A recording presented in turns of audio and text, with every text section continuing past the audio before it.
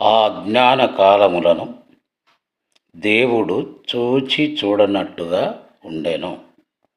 ఇప్పుడైతే అంతటను అందరూ మారు మనస్సు పొందవలనని మనుషులకు ఆజ్ఞాపించుచున్నాడు. అపోస్తల కార్యములు 17వ అధ్యాయము 30వ వచనము. క్రీస్తునందు ప్రియ సహోదరి సహోదరుడా, ఈ వాక్యం చదువుతున్నప్పుడు మనం అన్ని విషయాల్లో అన్ని కోణాల్లో మారు మనసు అనుభవమును పొంది ఉన్నామా లేదా అని మనల్ని మనం పరీక్షించుకోవాలి. దేవుని కృపను బట్టి ఆయన స్వరూపంలో మనల్ని మనుషులుగా ఆయన పుట్టించాడు గనుక మనందరికీ మారు మనస్సు అనుభవం అవసరము. కనుక ఆ రీతిగా మనం ప్రయత్నించి ముందుకు కొనసాగుదాం. అట్టి కృప పరిశుద్ధాత్మ దేవుడు మనకు దయచేయునుగాక. ఆమేన్.